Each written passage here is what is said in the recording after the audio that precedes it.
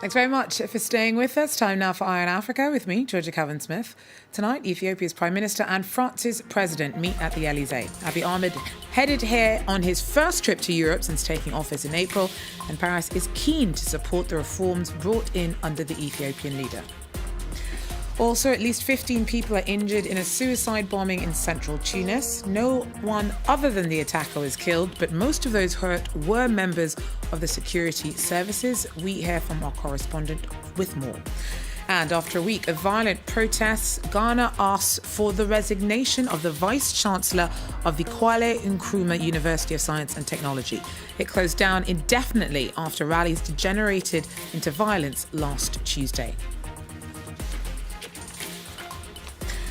But first, Ethiopian Prime Minister Abiy Ahmed arrived in France on Monday on his first trip to Europe since taking office back in April.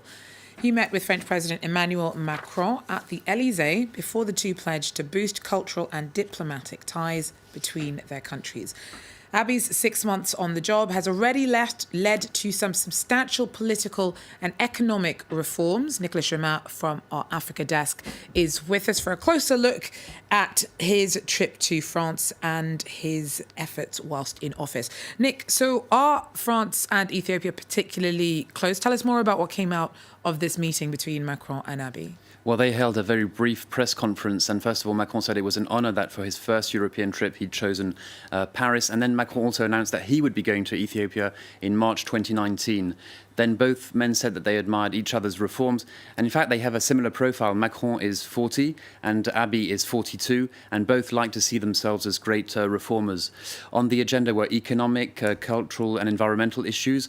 For the cultural issues, they said that they would see how France could help rebuild Ethiopia's national palace and also take part in archaeological projects. After his meeting with Macron, Abiy was heading to the MEDEF, which is the Union of French Business Leaders, because, of course, Ethiopia is a vast market, 100 million inhabitants, Africa's second most populous country. And then he's heading to Germany on Tuesday. And what's interesting with this visit is that, once again, we see that Macron is not only interested in French-speaking African countries, like many of his predecessors, he's particularly interested in the big players, for example, Nigeria, South Africa, and Ethiopia. So it's been a whirlwind 6 months for Ethiopia under Abiy Ahmed. What is he doing that's so different to previous regimes? Well, he has these radical reforms, and there have been some negative responses. For example, this month, you had hundreds of soldiers who marched onto his palace. Analysts said that they were close to the Tigrayans, the Tigrayan ethnic minority. They ruled the country since 1991. And then, of course, Abiy Ahmed came to power in April, and he's from the Oromo ethnic group. They're the majority ethnic group. So Abiy Ahmed held talks with these soldiers, and a few hours later he was seen, he was filmed smiling and even doing push-ups with these men. So we see also that he's media savvy. And a few days later, Abiy Ahmed said that these military leaders had been wanting to try and stop his radical reforms. And when we talk about the radical reforms, we talk about him making peace with Eritrea, also starting peace talks with several Ethiopian rebel groups, and also releasing thousands of political prisoners. That's on the one hand. But on the other hand, we've also seen in September, for example, there were tensions in Addis, and he arrested 3,000 youth, and he sent them to rehabilitation camps. 1,000 were released 1 month later, and the police said, I quote, their brainwashing was complete. So we see that he has these major reforms that they're not pleasing everyone. And the big question now in Ethiopia is, will he push on with these reforms without becoming an authoritarian leader like many of his predecessors? And what we can say is that the signals he's been sending out so far are contradictory. Thanks very much, Nicolas Chemin there. Now, over a dozen people were injured in Tunis on Monday after a suicide bomber blew herself up in the centre of the capital. About 10 of those hurt were police officers. It happened on Habib Bourguiba Avenue at about 2 o'clock in the afternoon. Now, no groups claimed responsibility for the attack. Fadil Aliriza joined us now with more. Fadil, do we know who the bomber was and why she did this?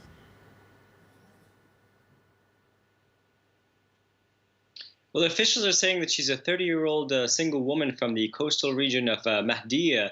Officials say she died on the spot of the explosion, but we don't have a motive yet. And security forces said she had no record of any criminal activity that known to them. Some reports say that she's been unemployed for 4 years despite having a university degree. So no one was killed, but it is the first attack like this that the country's faced in a few years. How seriously are Tunisians taking this? Well, many are taking it seriously. The Prime Minister visited some of the injured in the hospital tonight. Some politicians have renewed their calls to pass a law protecting security forces from prosecution, a law human rights groups have condemned and which has been stalled in Parliament for years. And meanwhile, police unions have called for a stricter implementation of the state of emergency, which has been currently in place for years. However, there's a vocal minority on social media that seems to not be taking it seriously, and bizarrely, some are even making jokes. Some have suggested that it might be partly because of the novelty of a bomber being a young woman.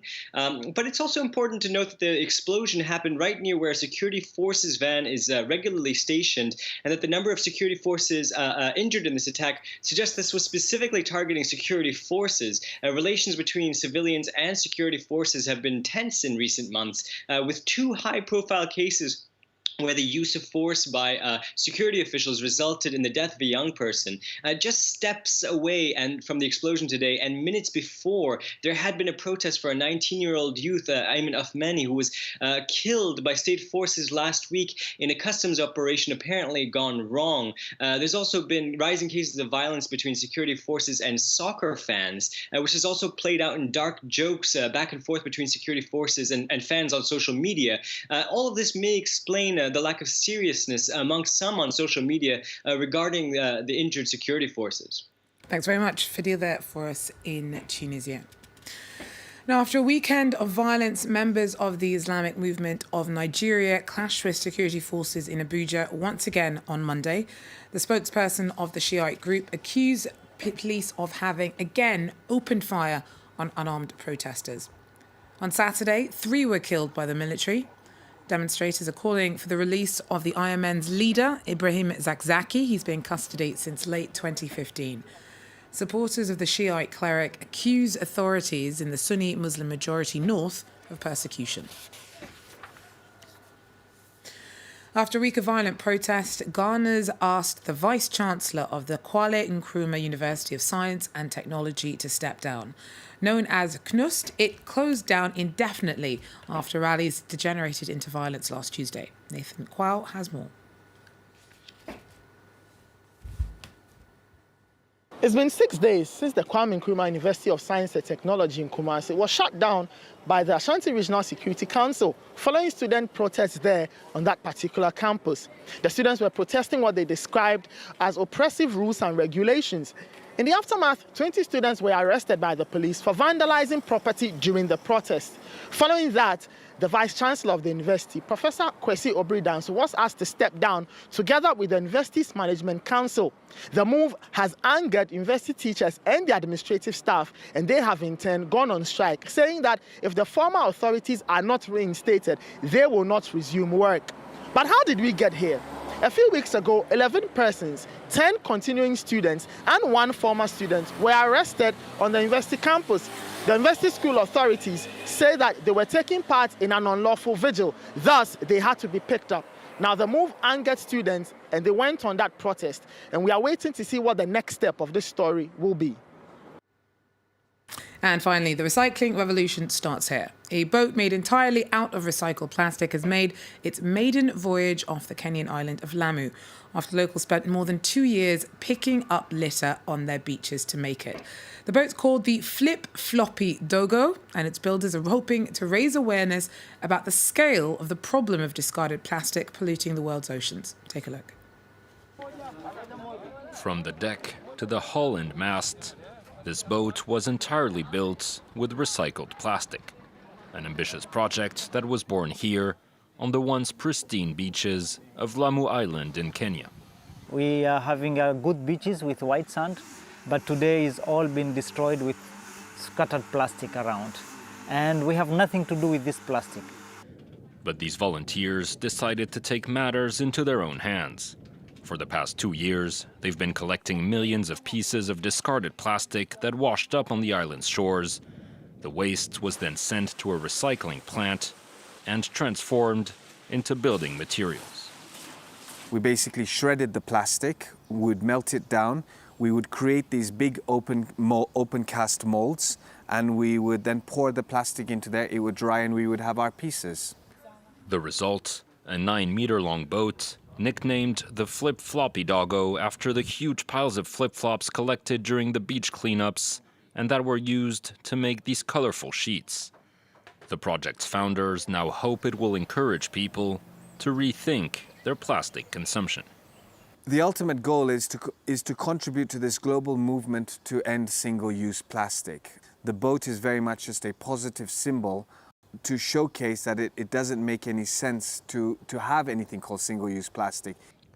After several water trials, the Flip-Floppy Doggo is now gearing up for its first real trip, a 500-kilometer journey from Lamu to Zanzibar. But its creators are already looking ahead to their next project, a much bigger boat that could sail all the way to Cape Town, more than 5,000 kilometers away. The Flip-Floppy Doggo there taking a step in the right direction. That is, though, all we have time for. Thanks for joining us, and do so again if you can. Take care.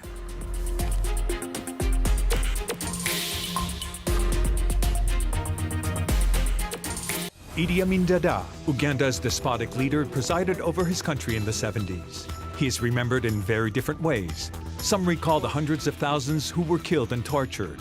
However, those who were born after that horrific era laud his lesser-known accomplishments. For them, he was as a builder, a nationalist, and a separatist, the leader of time in Uganda's history, which they regard as a bygone golden era.